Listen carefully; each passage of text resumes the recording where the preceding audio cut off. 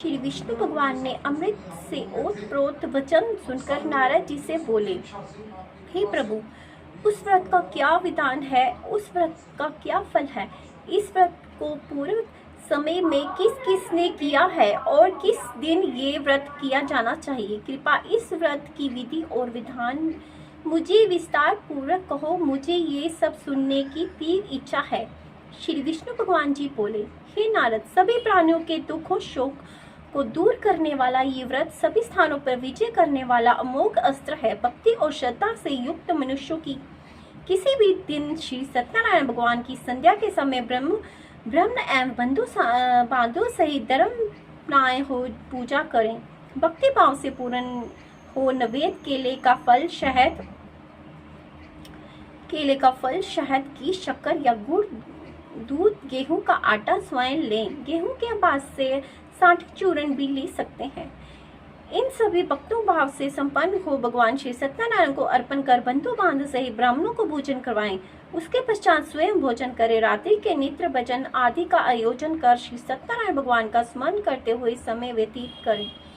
इस तरह जो मनुष्य व्रत करेगा उनके समस्त मनोरथ निश्चय ही पूर्ण होंगे। विशेष रूप से कलयुग में मृत्यु लोक में यही एक उपाय है जिससे अल्प समय और काम धन में महान पुण्य की प्राप्ति हो सकती है। विष्णु भगवान ने अमृत से ओत-प्रोत वचन सुनकर नारद जी से बोले, हे प्रभु, इस व्रत का क्या विधान है, उस व्रत को क्या फल मिलता है, इस व्रत को पूर्व समय में किस किसने किया है और किस दिन ये व्रत किया जाना चाहिए।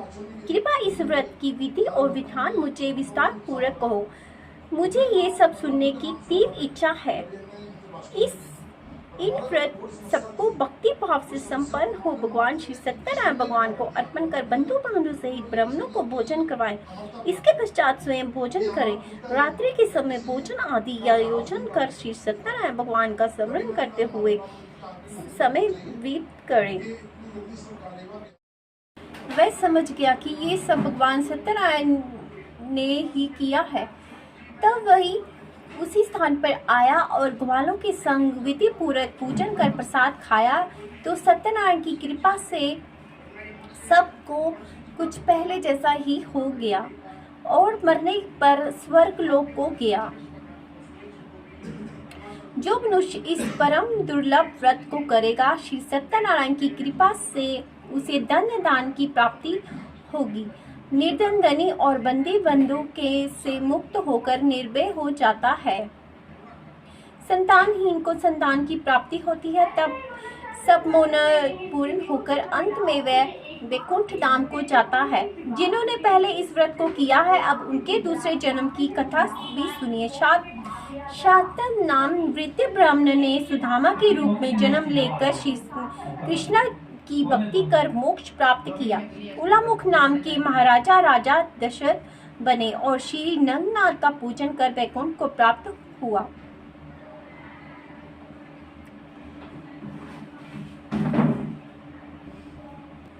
साधु नाम के विष्णु ने धर्मात्मा व सत्य प्रतीक राजा मोरध्वज बनकर अपने पुत्र को ओर से चित्रहीन मोक्ष प्राप्त किया। महाराज दुर्गाध्वज स्वयं भूमि में मन हुए।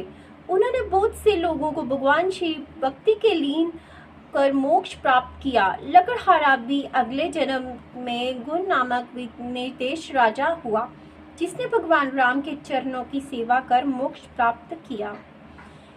श्री सत्यनारायण व्रत कथा की समाप्त। आद्य संपूर्ण। बोलो श्री सत्यनारायण महाराज की जय।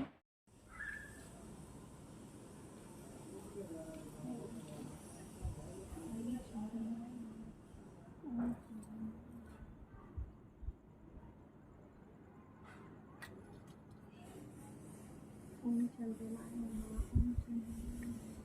ओम चंद्रमाय नमः।